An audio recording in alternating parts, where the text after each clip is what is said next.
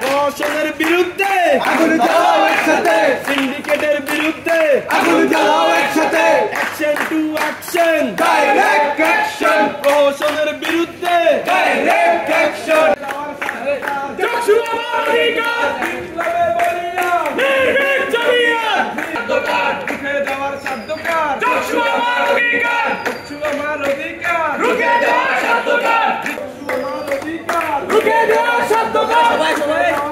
আসুন পুলিরা একটা টু একটা, বাজাইকার ঘন্টা, বাজাইকার ঘন্টা, আটা টু আটা, আগুন জ্বালাও, আগুন জ্বালাও একসাথে, আগুন জ্বালাও একসাথে। 1 2 3 4, 1 2 3 4, 1 2 3 4। আপনারা জানেন যে আজকে আমরা পঞ্চম দিনের মতো অবস্থান কর্মসূচি করছি আমাদের 2 দফা দাবিতে।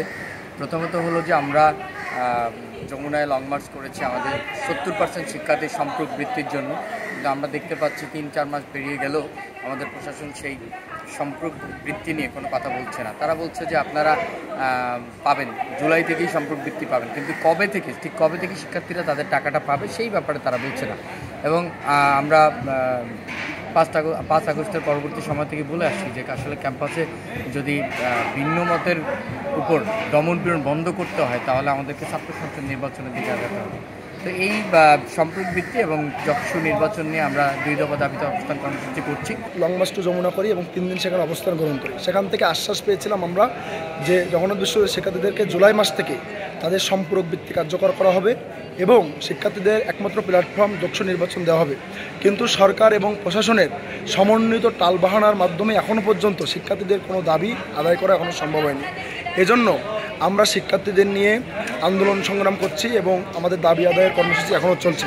এরই অংশ হিসেবে গতদিন আমরা প্রশাসনকে ভিসি ট্রেজার তাদেরকে অবরুদ্ধ করেছিলাম গেট লক কর্মসূচি করে, কিন্তু আজকে সিন্ডিকেট থাকার কারণে আমরা গেট লক কর্মসূচি বাদ দিয়ে শুধুমাত্র অবস্থান কর্মসূচি করছি।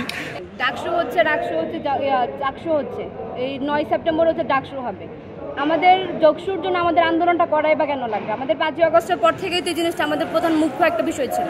যক্ষুর রোডম্যাপ কেন এখনো তৈরি হচ্ছে না, কি সমস্যা, কোন জায়গায় কোন সিন্ডিকেট এখনো এটা বদ্ধ, কোনো আপডেট আমরা এখনো পাচ্ছি না। আমাদেরকে বলছে হচ্ছে হবে, আমরা এটার শেষ দেখেছি।